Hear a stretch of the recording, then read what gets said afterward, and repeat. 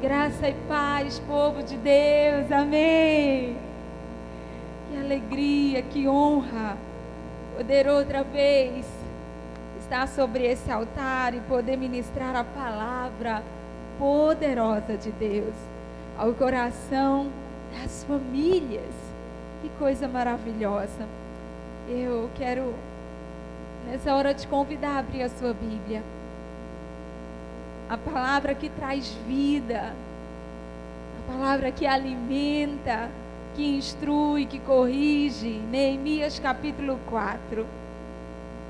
Abra comigo sua Bíblia em Neemias capítulo 4, do versículo 1 ao versículo 23. É a história que nós vamos trabalhar hoje.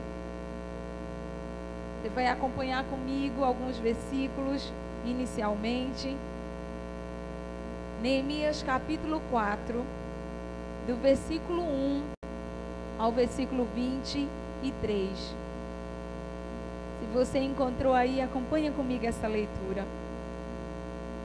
Quando Sambalate soube que estávamos reconstruindo o muro, ficou furioso, ridicularizou os judeus e, na presença dos seus compatriotas e dos poderosos de Samaria, disse: o que aqueles frágeis judeus estão fazendo?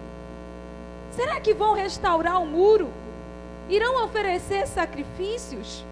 Irão terminar a obra num só dia? Será que vão conseguir ressuscitar pedras de construção daqueles montes de entulho e de pedras queimadas?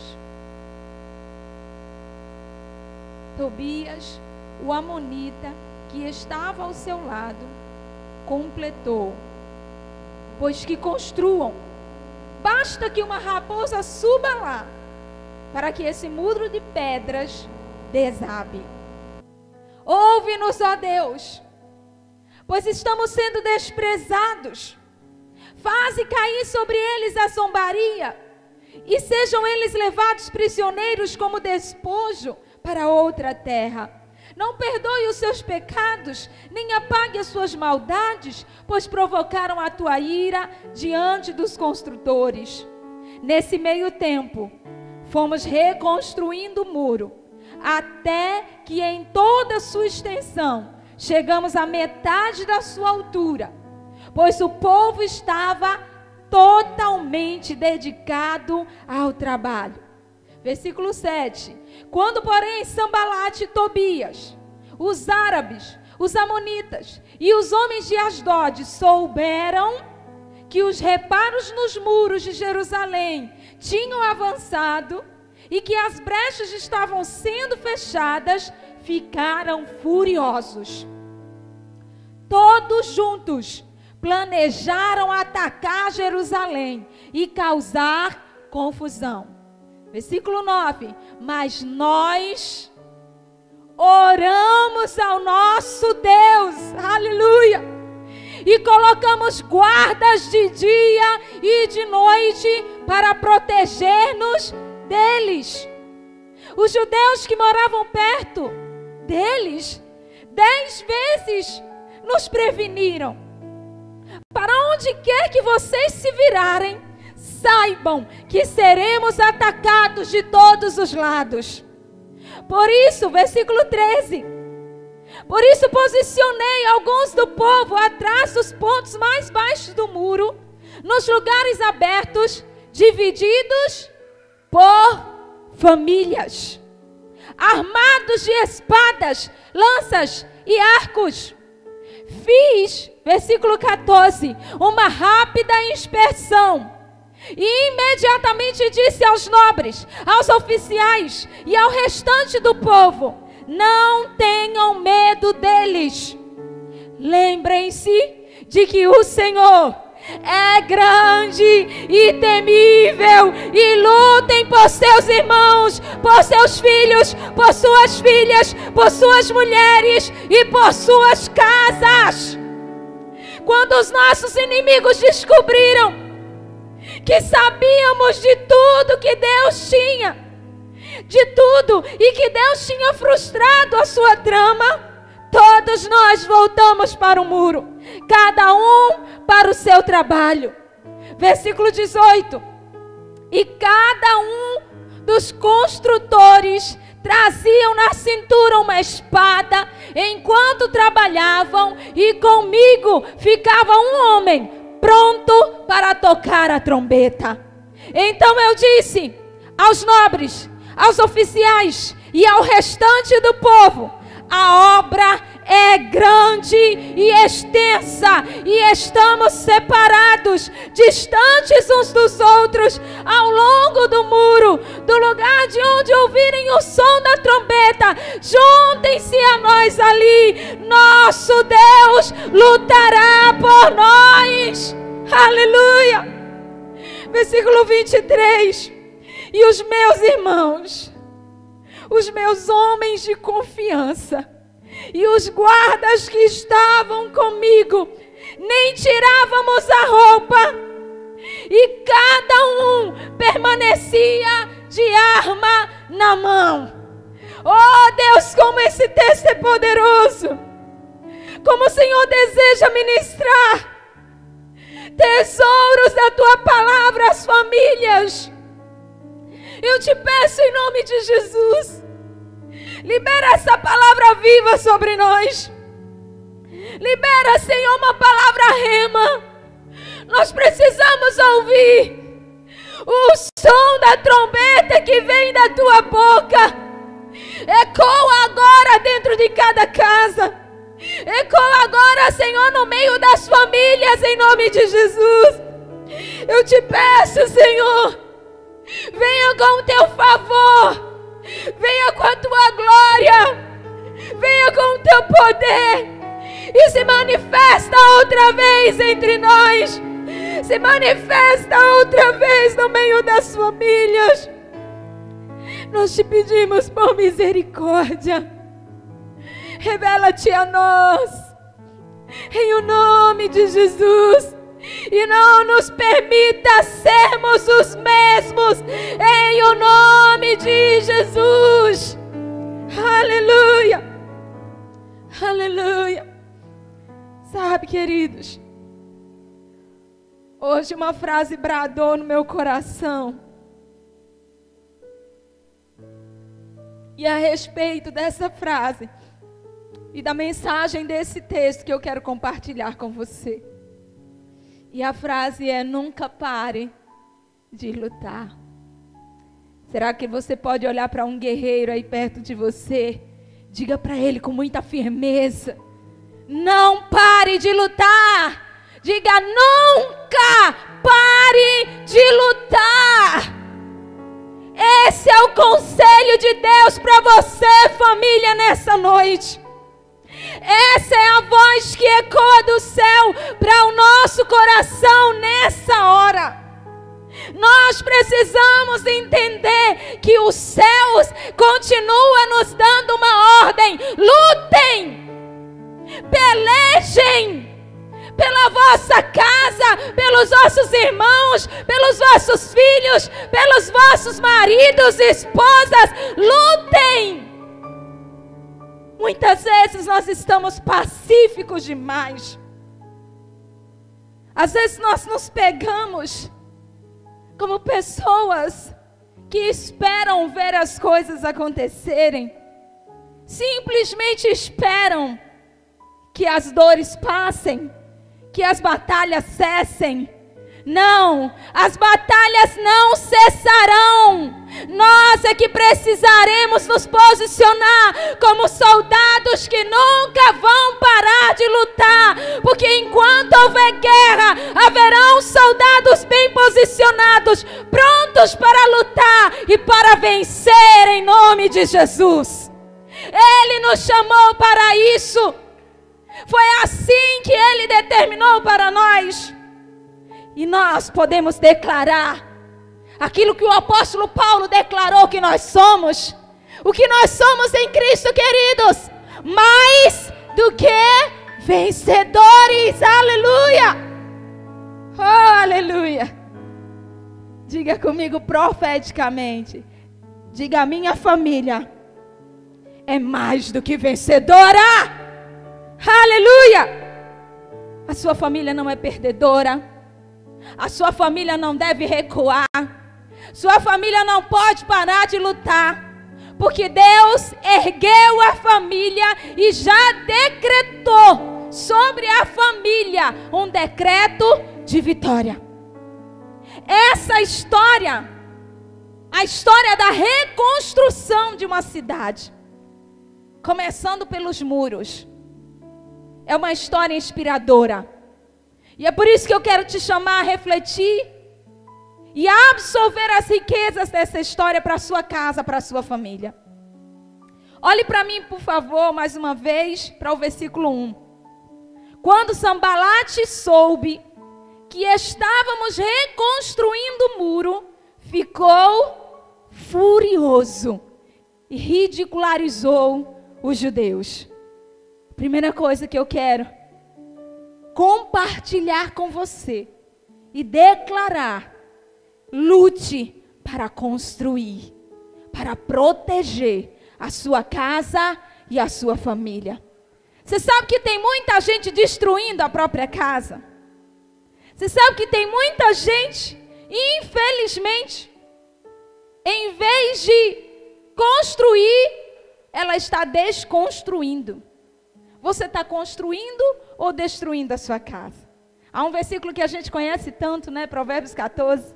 A mulher sábia constrói a própria casa, edifica a própria casa. Mas a tola, com as próprias mãos, a derruba. Sabe aqueles textos em que está no masculino e a gente coloca para todos? Esse é um texto que está no feminino. E eu queria que você entendesse que é para você também, homem. Você precisa entender que a função de construir não é apenas da mulher, é da família. Está aqui Neemias diante de um povo, diante da família, e ele então decide: eu vou construir. Como era a situação? Era de ruínas. Talvez muita coisa esteja em ruínas dentro da sua casa. Talvez muita coisa nas famílias estejam em ruínas. Deploravelmente em ruínas. Entulhos para todos os lados. Condições que a gente olha e pensa, igual a Sambalate, Tobias, os amonitas e todos esses esquisitos aí. A gente vai olhar e vai se perguntar: será que desses escombros, desses entulhos, será que dessas ruínas é possível construir alguma coisa? Olhe com fé para quem está perto de você ou para você mesmo. Bata no peito e diga: haverá algo impossível para Deus? Haverá algo impossível para Deus? Nunca houve, nunca haverá. Construir, mesmo quando existem ruínas, é possível. Lute para construir, mesmo estando em ruínas. A decisão de Neemias de construir a casa, de reconstruir a cidade, não foi porque estava tudo bem. Não foi porque existiam tijolinhos bonitinhos, confeccionados, cimento em ordem, não. Ele não tinha tudo em ordem. Na verdade, tudo estava uma desordem. E é exatamente no meio do caos, é exatamente no meio da desordem que ele decide lutar e construir. Erga uma das suas mãos para os céus como guerreiro e diga: eu vou lutar e vou construir e reconstruir, se necessário for, a minha família. Amém, queridos? É assim que é a proposta de Deus para nós. Essa é a proposta de Deus para a sua família. Aleluia. A segunda coisa que eu quero que você entenda: lute mesmo quando houver oposição. O texto diz que eles ouviram, só ficaram sabendo que a reconstrução do muro começou e eles ficaram furiosos. Um sentimento horrível brotou no coração daqueles homens. Você sabe quando você está decidido a lutar pela sua casa e as pessoas começam a levantar críticas? Sabe aquela hora que as pessoas dizem assim, se eu fosse você, já tinha desistido há muito tempo. Se eu fosse você, eu já tinha jogado a toalha. Quantos de vocês já ouviram isso? Talvez vocês tenham ouvido isso da sua própria carne, lá dentro. Sabe? Quando você está cansado de lutar, e lá dentro você pensa, para que eu estou lutando? Se tanta oposição, se tudo ao meu redor não coopera para eu construir. Parece que eu estou dando murro em ponta de faca, não é assim que a gente diz? Parece que a gente está lutando em vão. Ei, querido, presta atenção. Nunca foi em vão a sua luta em favor da sua casa e da sua família. Compreenda que cada dia de batalha vai render para você dias de vitória. Aqueles que esperam no Senhor sempre alcançam.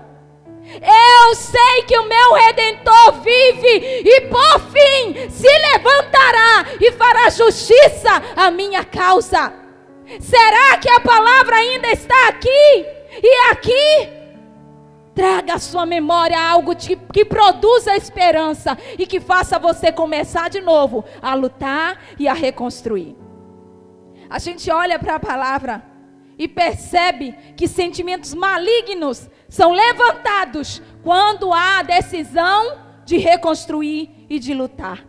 Não fique assustado com aqueles que têm um sentimento contrário quando você luta, quando você decide batalhar pela sua casa. Isso não é anormal, isso é o normal. A oposição é algo normal. Aprenda a lidar com oposições. Aprenda a lidar com aqueles que vão odiar aquilo que você ama fazer. As pessoas vão aborrecer aquilo que você decidiu fazer. Mas no teu coração, você está decidido. O melhor é lutar. Aleluia. Não fique paralisado por causa daqueles que ridicularizam a sua batalha. O texto diz que eles ridicularizavam. Quantas vezes nós estamos em luta, em batalhas, e as pessoas ridicularizam, e elas dizem, para que isso? Não adianta nada. Não é assim, queridos? Não são essas as palavras? Sim. Olha como vêm as críticas. Perceba, olha como é igualzinho na nossa época. Versículo 2. E na presença de seus compatriotas e dos poderosos de Samaria, ele disse, os inimigos disseram, o que é que aqueles frágeis judeus estão fazendo? Presta atenção. O que eles disseram com Neemias e com aqueles que estavam decidindo lutar junto com ele? Eles chamaram eles de fracos. Frágeis judeus. O que eles estão fazendo? O que as pessoas costumam dizer com aqueles que decidem lutar em favor da família e do reino? É um povo fraco de mente. Ô povo fraco de mente, tudo com lavagem cerebral. Passaram tudo por lavagem cerebral, não é assim? Igualzinho. Mais de 2000 anos atrás. E as críticas são as mesmas. Os posicionamentos de oposição são os mesmos. Eles só estão se repetindo. Você já conhece as armas do seu inimigo? Então, em nome de Jesus, despreze o inimigo e continue a lutar. Nunca pare de lutar. Aleluia! Quando ele disser que você é frágil, quando disserem que você é um fraco, que a sua mente passou por lavagem cerebral, diga ao fraco, eu sou forte no Senhor. Aleluia! Podem todos dizerem que eu sou fraca, mas eu sei o que Jesus conquistou por mim na cruz. Eu sei que a vitória dele é a minha vitória. Eu não sou qualquer um, eu sou alguém que tem uma promessa, e promessas de Deus se cumprem no tempo determinado por ele. Nunca pare de lutar. Aleluia! Será? Olha a pergunta.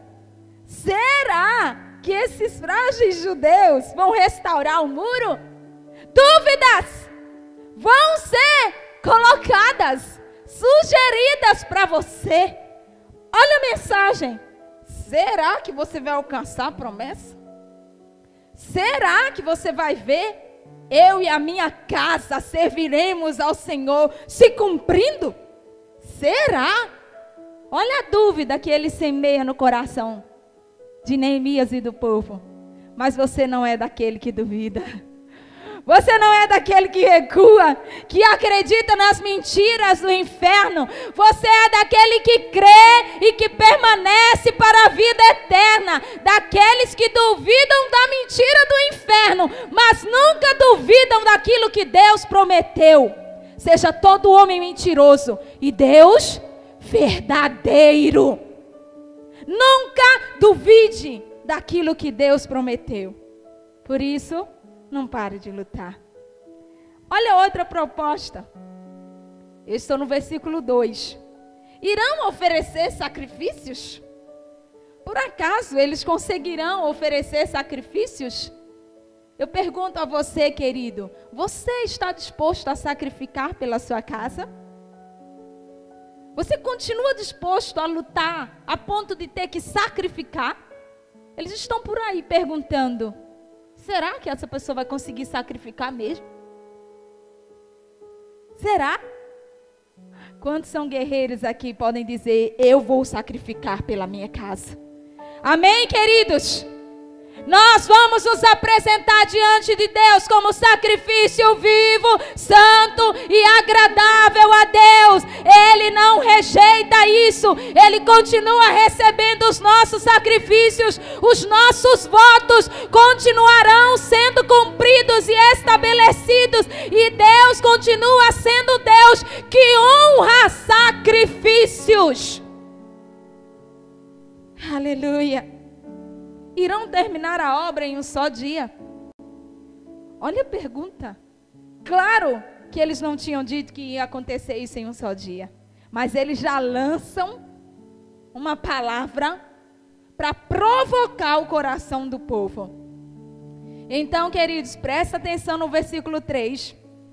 Tobias, o amonita, que estava ao seu lado, completou: pois que construam, que reconstruam, que lutem. Porém, olha a frase seguinte, versículo 3. Basta que uma raposa suba lá, suba no muro, para que esse muro de pedras desabe. Irmãos, que provocação. Que palavra destrutiva. Que palavra terrível. Quantas vezes a gente se vê exatamente assim, construindo, colocando tijolinho em cima de tijolinho, sacrificando para ver a nossa família edificada na rocha, e chega alguém dizendo: olhem, qualquer hora você vai ver, vai passar só um ventinho e vai cair tudo que você construiu. O que é isso? Maldição.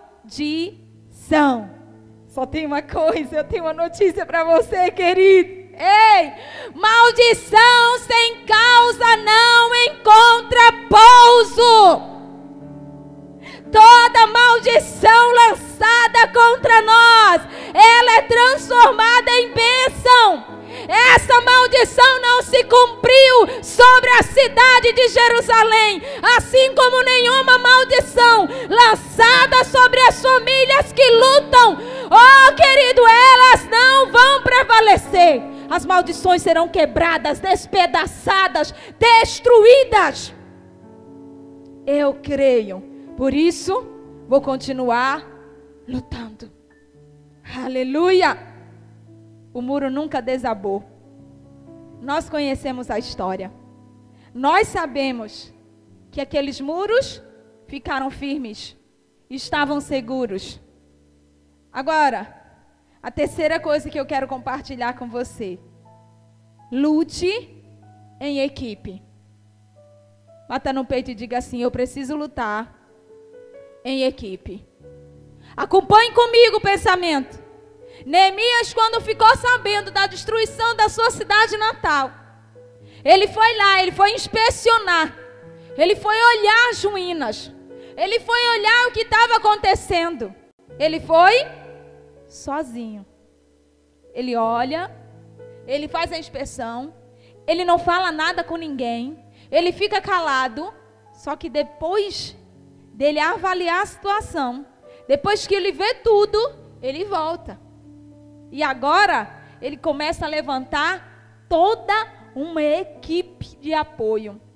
Desde o rei, a quem ele pede para que ele faça cartas, liberando os materiais para a reconstrução, até todos os moradores daquela terra se unirem também a ele para essa reconstrução. Você pode ser um soldado sozinho na sua casa hoje, mas o dia de solidão está contado nessa guerra. Você não vai continuar sendo soldado solitário. Deus não nos fez para viver em solidão, nem em guerra isolados. Deus tem guerreiros que Ele vai colocar ao seu lado. Ele vai conquistar seus filhos, vai conquistar seu esposo, seus familiares. E daqui a pouco você vai olhar e vai perceber, há um exército lutando pela nossa família. Neemias não continuou sozinho. Você não pare de lutar, porque você também não vai continuar sozinho. Em nome de Jesus, receba essa palavra. Versículo 6. Nesse meio tempo, fomos reconstruindo o muro. Ele já está falando agora no plural. Até que, em toda a sua extensão, chegamos à metade da sua altura, pois o povo estava totalmente dedicado ao trabalho.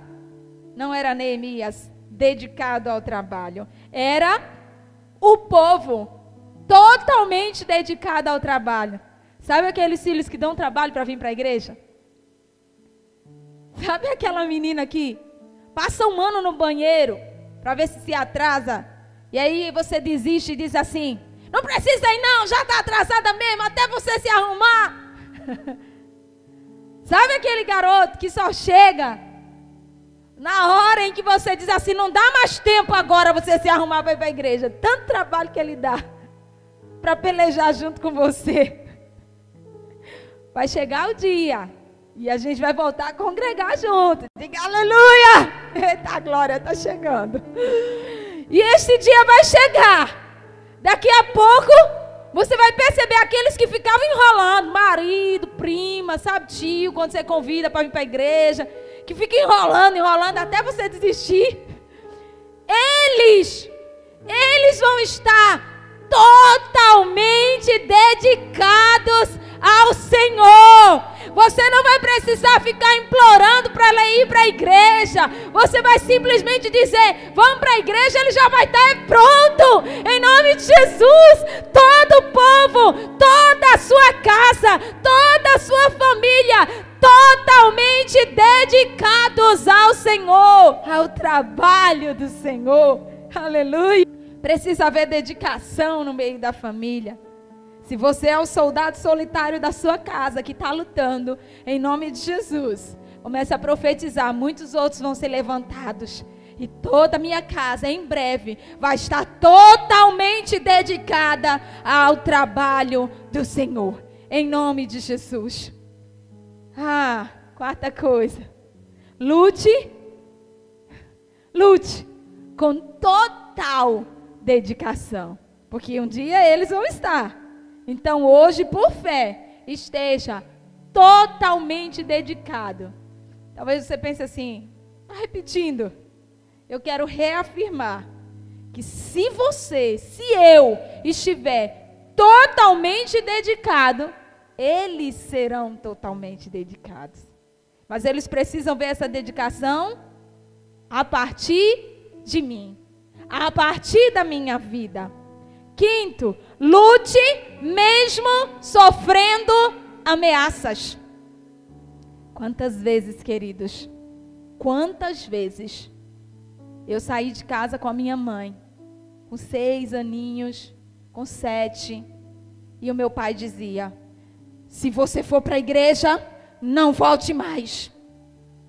Não volte mais, a porta vai estar fechada. E a minha mãe olhava para ele e dizia assim: eu vou para a igreja. E o que você vai fazer é responsabilidade sua. Eu vou continuar lutando pelo nosso casamento, pela nossa casa. Eu estou indo buscar a Deus por você. Mas a responsabilidade do que você vai fazer quando eu chegar é sua e não minha. Não me ameace. E muitas vezes ela saiu, voltou e eu junto. E a porta realmente estava fechada. Nós já dormimos no quintal. Talvez você não conheça a história de muitos outros. E você não sabe até que nível os outros precisaram lutar para ver a família edificada.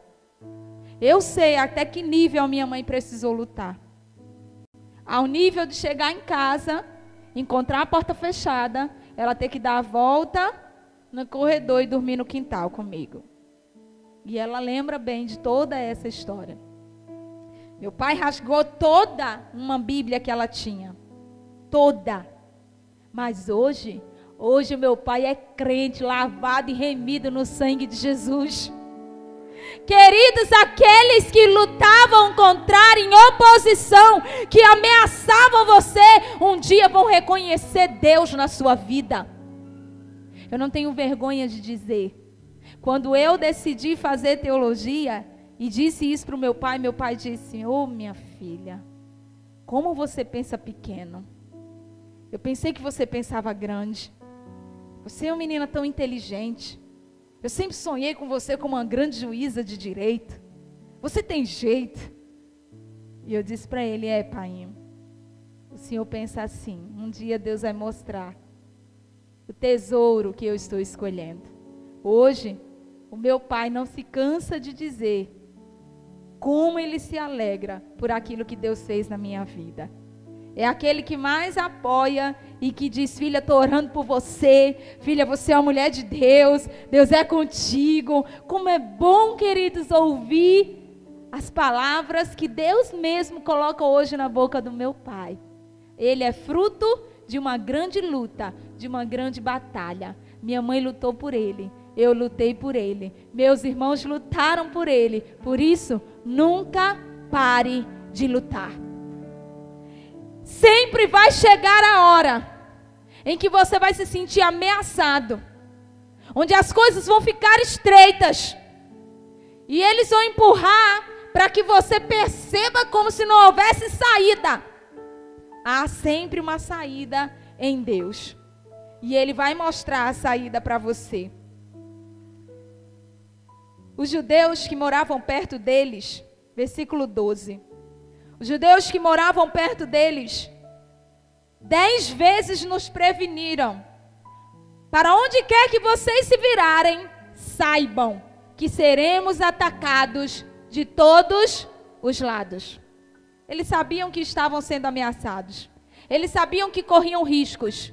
Mas mesmo assim, eles não pararam de lutar. Versículo 13. Por isso, posicionei alguns do povo atrás dos pontos mais baixos do muro, nos lugares abertos, divididos por famílias, armados de espadas, lanças e arcos. Olha aqui, queridos. Sexta coisa: lute bem preparado. Olhe para quem está perto de você e me ajude a pregar. Diga para ele: lute bem preparado. Esse versículo diz que eles se posicionam. Neemias se posiciona e posiciona o povo.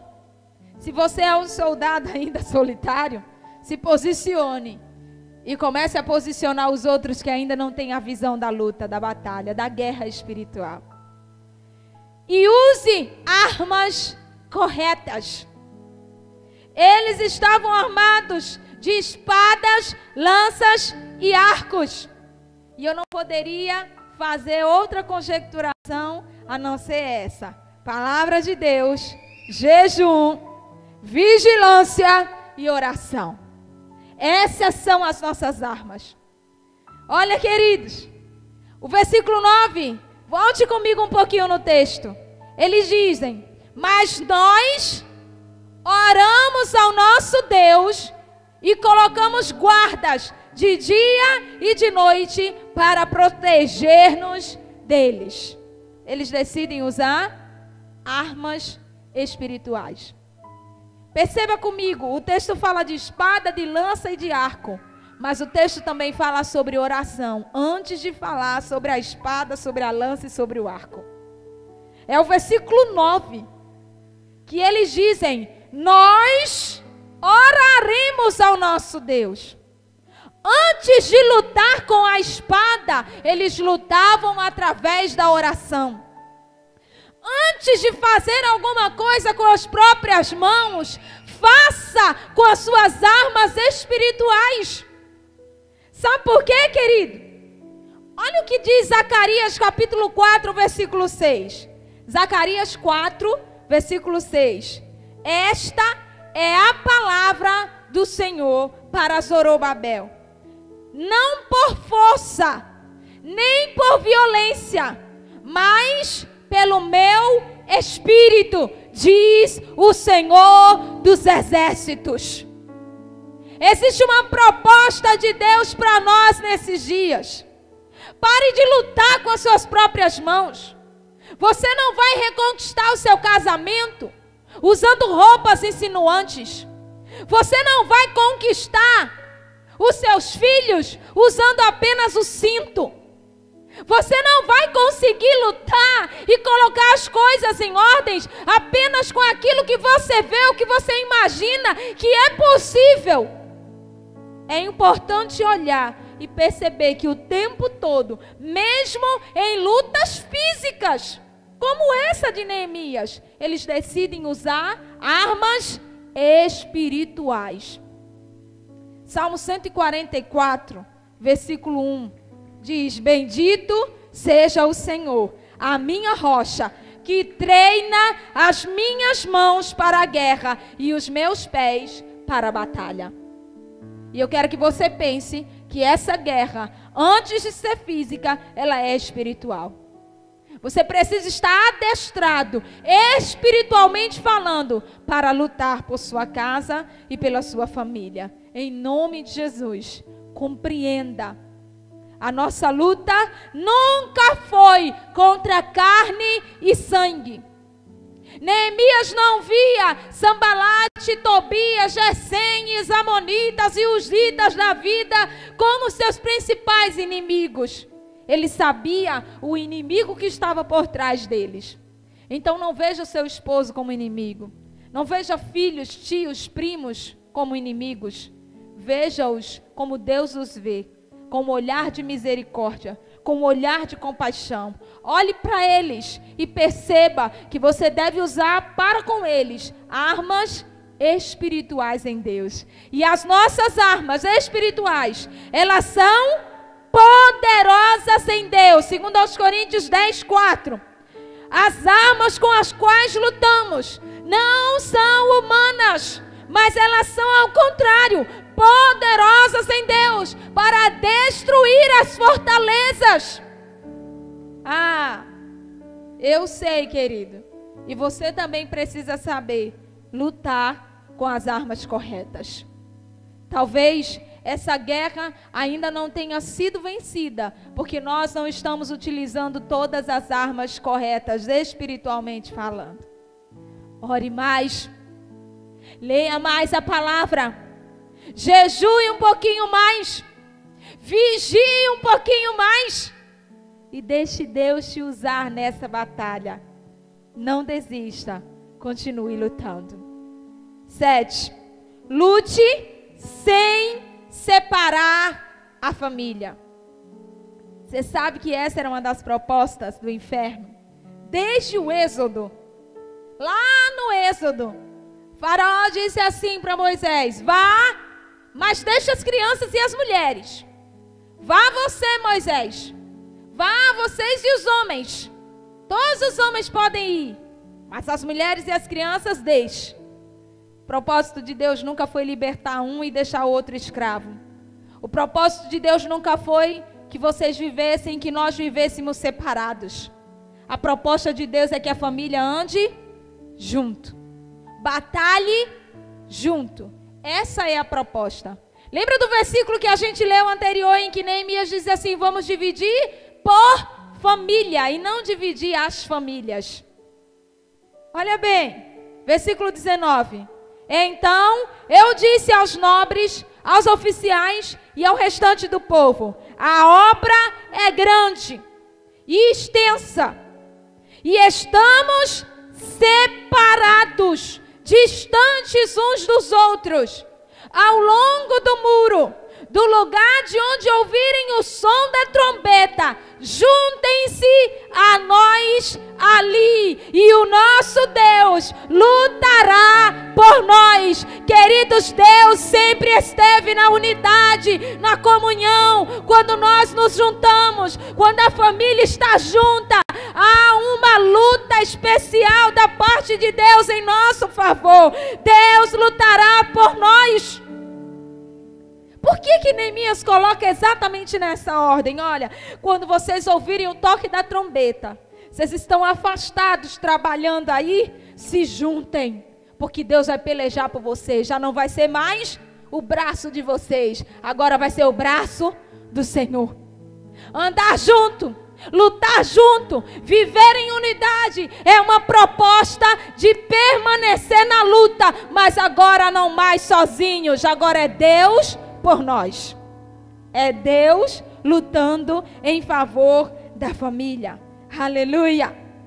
E quando a gente cansa, pastora, de lutar? E quando a gente se sente exausto? Sabe aquela hora em que a gente procura força e já não mais encontra? E existem muitos desses momentos em que a gente diz: não aguento mais. Oh, Deus, não aguento mais. Isaías capítulo 40, versículo 31, tem uma resposta para mim e para você. Mas aqueles que esperam no Senhor renovam as suas forças, voam alto como águia, correm e não ficam exaustos, andam e não se cansam. Deus quer restaurar, querido, a força no braço.